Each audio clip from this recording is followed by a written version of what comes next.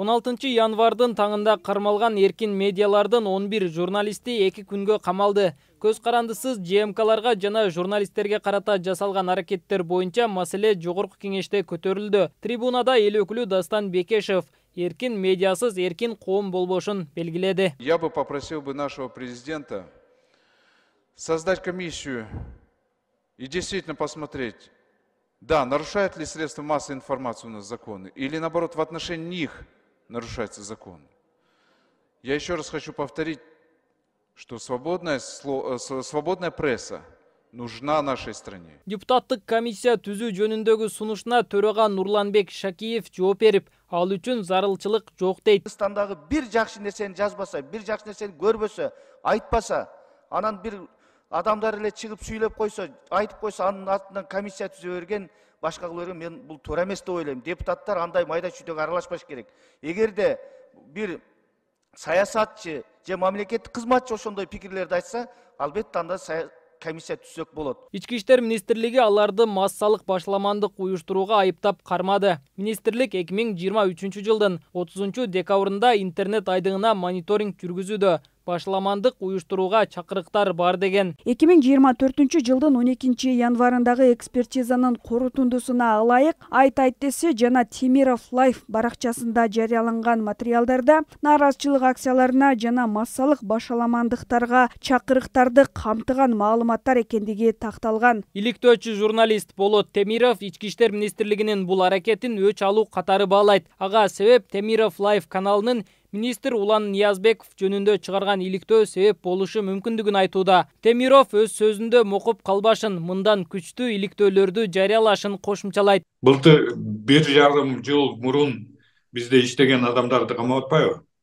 Алар эмне 3 жыл бар биздин эфирлерибизди соц тармактагы страничкаларды карап чыгыштыбы? Бул деле күлгүн келет да. Бизге интервью берген, Улан Ниязбеков боюнча интервью берген адамды кармап атпайбы, Алексей Гаврилов дегенди. Бул эмнени билгизет? Бул деген биздин, бул деген баягы массалык башаламанга чакыруу боюнча эмес, бул деген бизден өч алуу деген, өч алуу үчүн ачылган иш болуп атат да. Себеби не үчүн анда чакырды Алексей Гавриловду?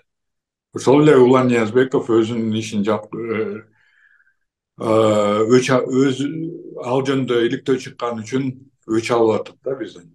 Медиа коомчулук Бишкек шаарында маалымат жыйын куруп, журналисттердин кармалышын, сөз эркиндигине басым жасоо баш мыйзамга каршы келерин айтышты. Мындан сырткары алар бийлик өкүлдөрүн диалогко чакырышты. Бир тараптуу эле боло берсе, эгерде ошол жанагы айыпталып аткан журналисттерге мүмкүнчүлүк бербесе, өзүнүн позициясын билдиргенге, аларды камап салып атса, же болбосо подписка алып туруп, сен эчтеке бул боюнча сүйлөгөнгө укугуң жок деп турса, анда эл деле ойлошу мүмкүн, бизге чындыкты, толук чындыкты бул иштер боюнча айтпай жатышат деп андай да пикир жаралат. Ошон үчүн диалогко барыш керек. Биз диалогко барганга даярбыз. Аны биз ооз эле эмес, жанагы жумушчу топко катышканыбыз менен билдирдик.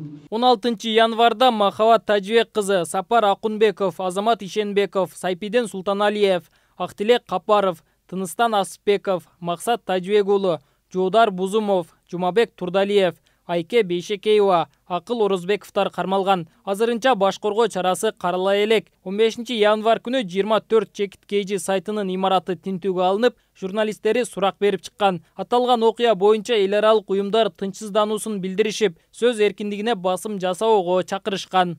Нургелди Каныбек уулу, Адилет Нышанбаев, Т-Медиа, Ош.